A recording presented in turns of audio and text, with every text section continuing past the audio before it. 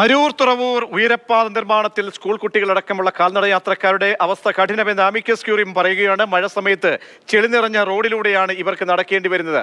യാത്രാ ബുദ്ധിമുട്ട് പരിഹരിക്കാൻ 3 നിർദ്ദേശങ്ങളും അമിക്കസ് ക്യൂറി മുന്നോട്ട് വെച്ചിരിക്കുകയാണ്. ബിനിലുണ്ട്. ബിനിൽ, വളരെ ഗൗരവത്തോടു കൂടിയാണ് ഈ വിഷയത്തെ കാണുന്നത്. കോടതി എന്തൊക്കെ ബുദ്ധിമുട്ടുകൾ ഉണ്ടാകുന്നുണ്ട് യാത്രക്കാർക്ക് എന്നതുൾപ്പെടെ കാണുന്നുണ്ട്.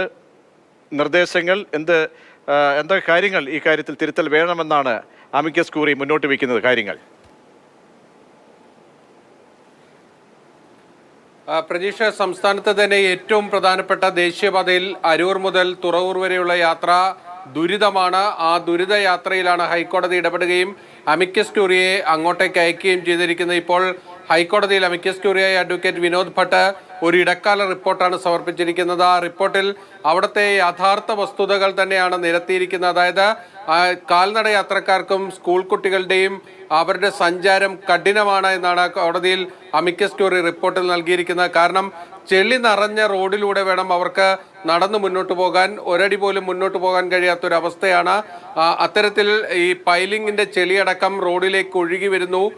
യാതൊരു വിധത്തിലുള്ള മറ്റ് തടസ്സങ്ങളും, അതായത് ഇത്തരത്തിൽ ചെളി റോഡിലേക്ക് ഒഴുകി വരാതിരിക്കാനുള്ള മറ്റ് തടസ്സങ്ങളൊന്നും തന്നെ ഈ കരാർ ജോലിക്കാരുടെ ഭാഗത്ത് നിന്ന് അവിടെ നടപ്പാക്കിയിട്ടുമില്ല. അവിടെ പ്രധാനപ്പെട്ട 3 നിർദ്ദേശങ്ങളാണ് ഇപ്പോൾ അമിക്കസ് ക്യൂറി മുന്നോട്ട് വച്ചിരിക്കുന്നത്. അതിലൊന്ന്, ഇത് 4 വരി പാതയാണ്. ഈ 4 വരി പാതയുടെ 2 വശങ്ങളിലും 3.5 മീറ്റർ വീതം റോഡ് സഞ്ചാരയോഗ്യമാക്കുക.